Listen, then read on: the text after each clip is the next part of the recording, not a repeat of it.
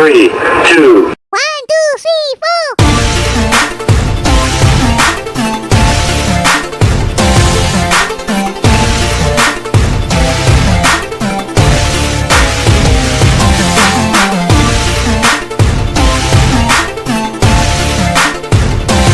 Nak fikir macam mana sakit tu tak saya terkira lah. Ubat tu takat cucuk sikit saja setara nak tunggu kapal terbang, nak pergi ke hospital kan.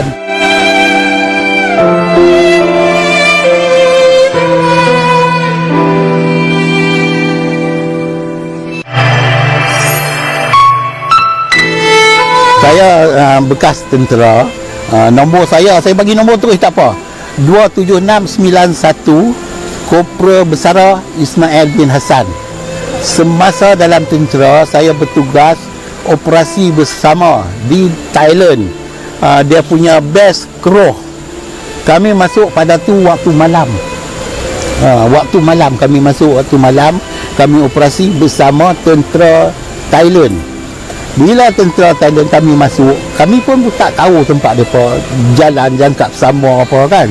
Kita ikut, dia tanam bukan kita tahu, kita jejak benda tu. Bila kita jejak meletup benda tu, kita lah kena maksud dia tu. Sengsara tu kan, tara nak datang heli nak main ambil pun sepasai. Bukan heli boleh nak main ambil macam hutan dengan ni, heli nak boleh turun, nak kena tebang pokok apa kan baru boleh ambil. Jadi nak ambil heli tu, nak ambil kita ambil heli saya dalam kawasan Thailand Selamat Sawadi 1 dalam lebih kurang 10 lebih gitulah. Tara nak tunggu kapal terbang segala lebih masuk pergi ke hospital Al-Ustaz. Jadi saya dimasukkan di hospital Al-Ustaz, kaki saya dipotong dan lagi-lagi cedera pun ada, saya tak mahu nak cerita lah kan. Jadi cedera lagu ni pun memang teruk nak jalan kami, hiburan kami habis. Semangat kami dalam tentera tetap ada. Sebab kami dah jadi gini, kami nak berjuang, nak sanggup bela rakyat, nak bantu zaman sekarang muda-muda untuk masuk tentera, untuk bagi negeri kita aman. Sekarang kita nampak aman. Kalau kejadian apa-apa, siapa diambilnya? Siapa nak ditugasnya? Tentera juga diambilnya. Tapi bila dah jadi macam kami ni, janganlah diabaikan. Saya sanggup kalau nak jumpa Perdana Menteri sekalipun, jumpa saya, nak luahkan perasaan saya dengan rakan-rakan saya yang cedera. Bukan saya seorang, sama rakyat, rakan-rakan saya pun sengsara macam saya.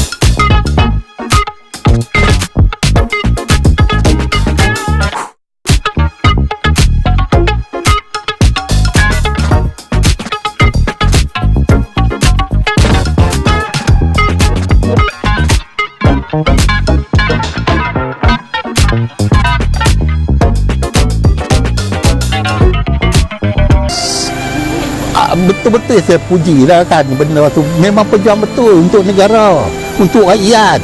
Tentera ni untuk 80 ke bawah tu semua untuk negara, berjuang untuk negara, bukan untuk diri sendiri.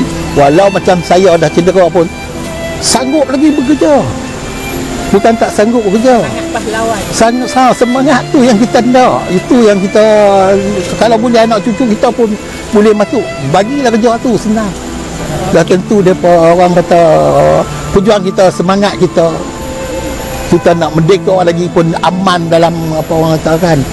Itu bagi saya. Dan selama 18 bulan di Camp Wairu, New Zealand. Pada tahun 1996, beliau menjalani latihan perang dalam keadaan amat sejuk kerana ribut salji dan suhu turun sehingga negatif 30 Celsius. Sejuknya teramat sangat sehingga baju seluar dan tali kasut pun beku. Serta ramai jurulatih dan kadek dari New Zealand sendiri kena frostbite dan tidak sedarkan diri disebabkan hypothermia. Latihan mereka terpaksa dibatalkan dan mereka semua diselamatkan segera oleh pihak Camp Wairu berikutan terlalu sejuk. Pada masa yang sama, ada satu latihan tentera 5 negara sedang berjalan iaitu Exercise Human Warrior di Camp Gunung Rupehu tidak jauh dari camp mereka. Human itu ialah gabungan Singapura, United Kingdom, Malaysia, Australia dan New Zealand. Tentera kita diwakili oleh satu company iaitu seramai 100 orang dari Batalion ke-4 Regimen Askar Melayu Diraja. Ketika suhu jatuh ke negatif 30 Celsius bawah paras beku, mereka di Camp Wairu mula dengar siren ambulan berulang-alik keluar masuk dari hospital ke kamp kawasan latihan. Ambulan itu berulang-alik sampai 2 hari. Jadi semua tertanya-tanya apa sudah terjadi. Rupanya ramai tentera yang dalam latihan itu kena hypothermia dan jatuh sakit. Dilaporkan seramai 15 hingga 20 orang askar New Zealand, 10 hingga 15 orang askar British, 20 hingga 30 orang askar Australia, 50 hingga 60 askar Singapura dimasukkan ke hospital dan semuanya disebabkan terkena serangan hypothermia. Ajaibnya, cuma seorang askar Malaysia dimasukkan ke hospital dan itu pun bukan disebabkan hypothermia. Pelik, tapi itulah hakikatnya. Tidak ada askar kita masuk hospital disebabkan kesejukan, tapi sebab tergeliat kaki.